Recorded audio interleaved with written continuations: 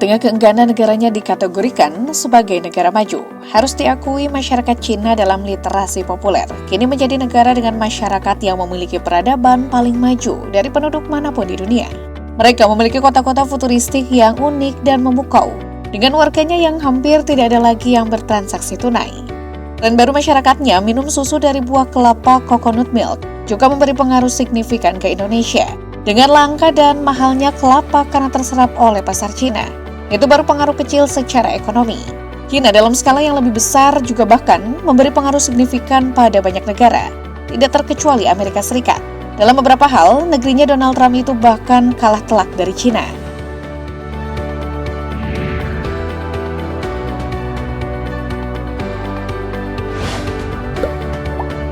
Investigasi selama 20 bulan terhadap kinerja inovasi 44 perusahaan Cina di bidang teknologi utama oleh perusahaan Amerika menunjukkan jika teknologi militer Cina lebih maju dari kompetitor bubuyutannya Amerika Serikat. Information Technology and Innovation Foundation atau ITIF, sebuah lembaga pemikir di Washington, mengungkap temuannya. Jika Tiongkok kemungkinan besar 10 hingga 15 tahun lebih maju dari AS dalam mengerahkan reaktor nuklir generasi keempat dalam skala besar. Menurut temuan yang dikumpulkan dan ditulis oleh Robert Atkinson, Presiden ITIF, kini negara dengan ekonomi terbesar kedua di dunia ini membangun lebih banyak reaktor nuklir dibandingkan negara-negara lain di dunia jika digabungkan dan menggunakan lebih banyak reaktor nuklir dalam satu dekade terakhir dibandingkan Amerika Serikat dalam 30 tahun terakhir. Pada tahun 2030, Tiongkok diperkirakan akan melampaui Amerika Serikat dalam pembangkit listrik tenaga nuklir. Karena Tiongkok telah menjadi negara pertama yang secara operasional menggunakan reaktor generasi keempat yang canggih dengan desain baru dan sistem keselamatan pasif. Catatan penjualan mobil Cina selama 2024 mencatatkan angka 41%, membawahi posisi Amerika Serikat pada peringkat kedua dengan akumulasi pangsa pasar 18,2%, diikuti India, Jepang, dan Jerman di peringkat ketiga, keempat, dan kelima. Kasus nyata Cina versus Amerika dalam hal ini adalah catatan penjualan mobil andalan Cina BYD yang berhasil mengalahkan mobil Amerika Ford. Asia pada akhir November 2024 merilis jika BYD menjadi merek mobil Cina pertama yang berhasil mengalahkan Ford, satu dari Big Three atau tiga raksasa otomotif Amerika. BYD menjual 1,13 juta unit mobil pada periode Juli hingga September 2023. Sementara dalam rilis Bloomberg, penjualan mobil BYD selama Juli hingga September 40.000 unit lebih banyak dibanding Ford. Keberhasilan BYD ini disebut karena strategi agresif BYD yang merambah pasar Asia Tenggara, Amerika Latin hingga Eropa. Di sisi lain, pengamat industri otomotif asal Amerika Michael Dunn juga mengungkapkan kekagetannya atas melesatnya industri otomotif Cina yang sekaligus mempecundangi sang negara adik kuasa. Dalam laporannya, Dunn menulis bahwa Amerika Serikat dan sekutunya belum pernah berhadapan dengan pesaing yang lebih besar, lebih cepat, atau lebih kuat. Belum pernah kita melihat skalanya Tiongkok memproduksi 30 juta kendaraan per tahun. Jumlah itu 2 kali lipat dari jumlah yang diproduksi Amerika Utara. Belum pernah kita menyaksikan kapasitas sebesar ini 48 juta unit, cukup untuk memenuhi setengah dari permintaan global.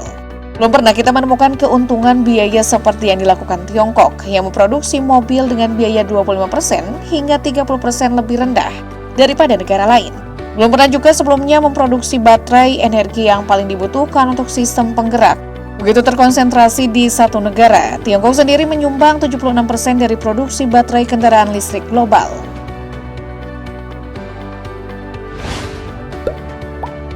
Amerika secara nyata terlihat kewalahan menghadapi pesatnya industri teknologi komunikasi dan kecerdasan buatan atau AI asal Cina. Secara politis, mereka lantas membuat kebijakan membatasi ruang gerak dan pengembangan teknologi asal negeri tirai bambu itu dengan dalih keamanan nasional. Pada periode pertama pemerintahan Trump misalnya, ia membuat kebijakan memblokir Play Store dari Huawei hingga drama pemblokiran TikTok dari Amerika Serikat pada awal 2025. Dan sampai di situ AS juga menghambat akses Cina pada pembuatan chip. Meski dikekang, Cina tak kehabisan akal. Mulai dari kebangkitan Huawei yang menghantam pangsa pasar Apple, hingga terbaru platform AI, DeepSeek yang membuat Silicon Valley ketar-ketir. Bahkan model AI open source yang digadang-gadang lebih murah dari buatan AS itu berhasil mengguncang harta 500 orang terkaya dunia. Tak cuma di sektor smartphone dan AI, China juga lebih unggul ketimbang AS di bidang super app. Negara tirai bambu menjadi raja super app dengan kehadiran WeChat yang dikembangkan Tencent. WhatsApp buatan Meta tak berdaya menghadapi keperkasaan WeChat. CNBC International melaporkan hasil studi yang menunjukkan rata-rata warga AS memiliki 46 aplikasi di HP mereka setiap bulannya untuk melakukan aktivitas sehari-hari. Warga Cina tak perlu menghadapi keribetan serupa sebab super app seperti WeChat bisa mengkomodir berbagai fungsi hanya lewat satu aplikasi. Mulai dari belanja, bersosialisasi dengan teman, memesan makanan, hingga konsultasi dokter online. AS sendiri belakangan mulai mengejar ketertinggalan terhadap Cina. Setidaknya mulai ada wacana untuk mengaruh ke pengembangan super app. Elon Musk pernah menyebut ingin menyulap X menjadi super app seperti WeChat, namun hingga kini X masih berperan sebagai aplikasi microblog semata.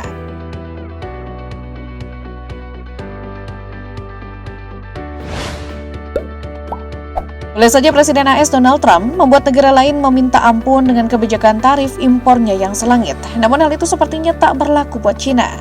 Meski jadi sasaran empuk dengan tarif impor yang bahkan mencapai angka di atas 100%, Cina tak gentar dan balik membalas pula dengan tarif impor yang tak kalah tinggi. Tensi perang tarif impor antara Cina dan AS semakin panas menyusul langkah Cina yang kembali menaikkan tarif impor untuk barang dari AS menjadi 125%.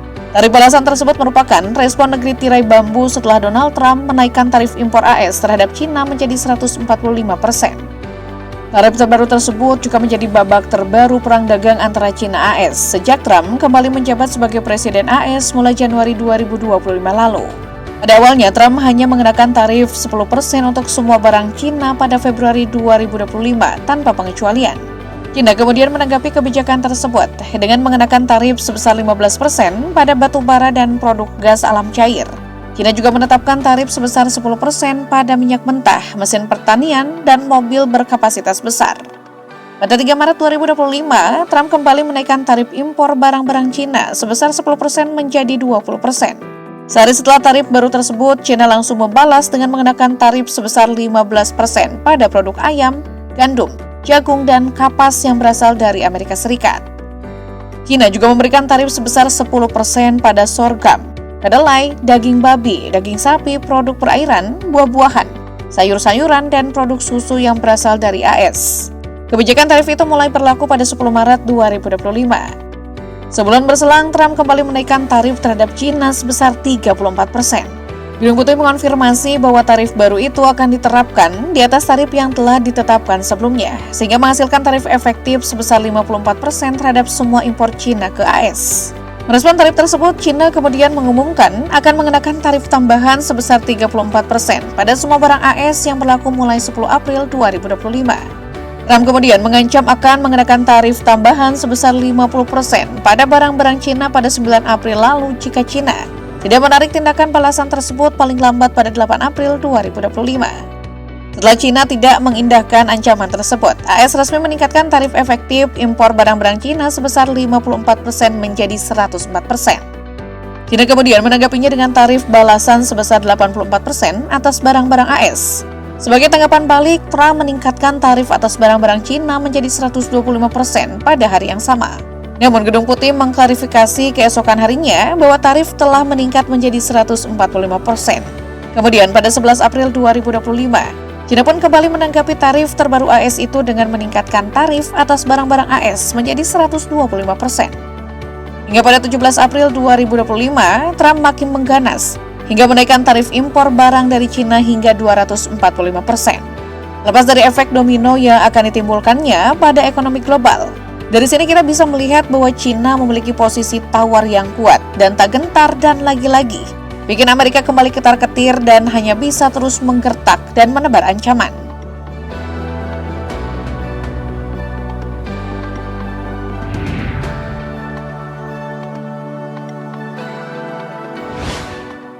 Jika perang ekonomi saja Cina tak ada takutnya, maka tidak mustahil Cina juga tak gentar menghadapi Amerika dalam perang terbuka. Keperkasaan Cina bahkan diakui mutlak oleh pihak Pentagon. Di tengah panasnya perang tarif impor, Menteri Pertahanan AS PT Hegseth mengatakan bahwa rudal hipersonik Cina dapat menghancurkan semua kapal induk AS hanya dalam 20 menit. Hegseth mengatakan hal tersebut setelah AS kalah dari Cina dalam setiap permainan perang yang dijalankan oleh Pentagon. Cina sedang membangun pasukan yang secara khusus dirancang untuk menghancurkan AS, ujarnya. Hegseth pun menyalahkan birokrasi AS dan lambatnya perolehan senjata atas meningkatnya keunggulan Cina dalam konflik dengan AS. Nah guys, jika Cina sudah unggul dalam hal militer, ekonomi hingga teknologi, apakah itu berarti Cina kini menjadi negara adik kuasa yang mempecundangi Amerika Serikat?